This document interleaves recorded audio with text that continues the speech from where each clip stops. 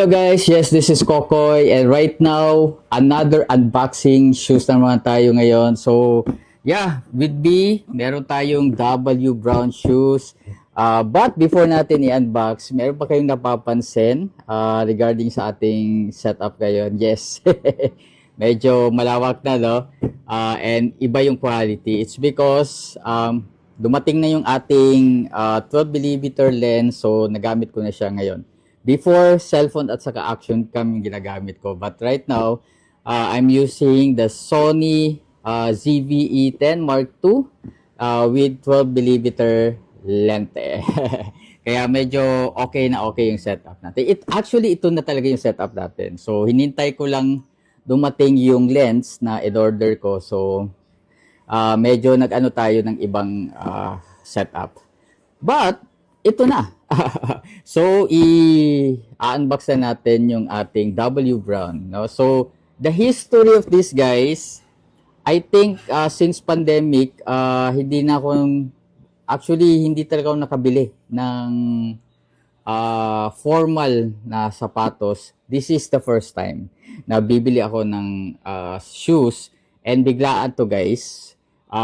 And hindi ako ang bumili.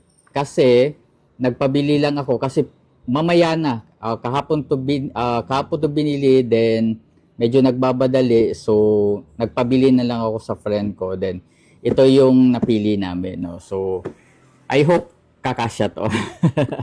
So, this is actually size 9, to be fair.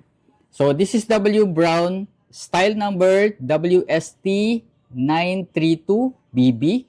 Then, the colorway niya is black and brown. Very basic. And again, size 9. Nabili namin to sa may Gmall. I think Gmall Davao.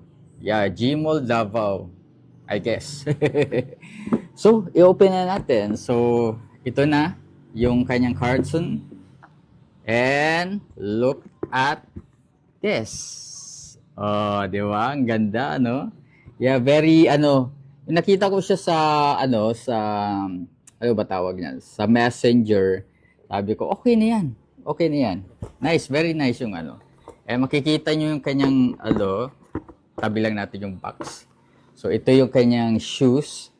Tama naman, meron siyang black and meron siyang brown na color. Meron din siyang hindi naman siya black para siyang titanium na color dito. But of course, hindi na to siya kasali. Palamuti na lang to.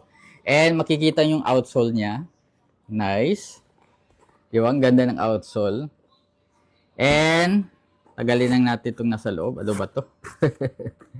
And yung kanya namang cushioning. Wow. Nice, ha? Ang lambot. Malambot siya but very firm.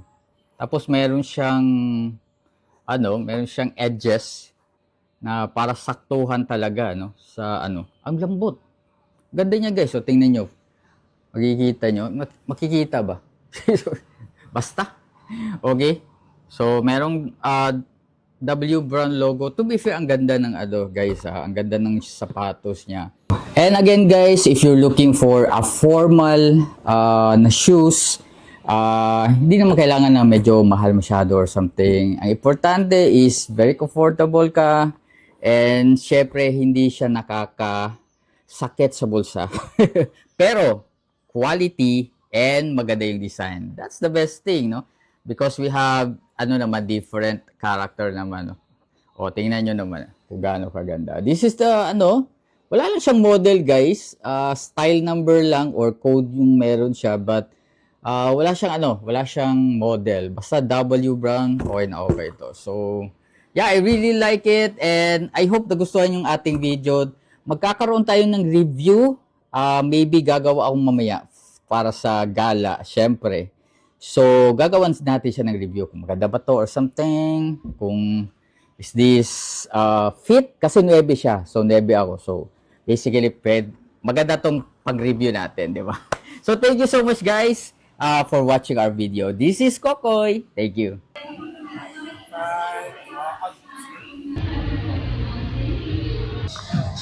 Hi guys! I'm from Marca Bonita. Please like and follow my page. Ayan. Thank you. Hi. Describe your gown. What is that? Ano lang po, Arabic style lang. Inspiration sa outfit is, wala lang, kung friend nagpili ani kay gusto nila na bongga kaayo ko karon na night. Correct. So thanks so much. Sponsored? Sponsored, not. Or from where? From Tagom lang siya. Thank you. Hello, good evening. Thank you for my Shein, my gown for Shein. And thank you for this night sa nagpa ani nga event si Ma'am La Vestida Corner. Thank you so much po.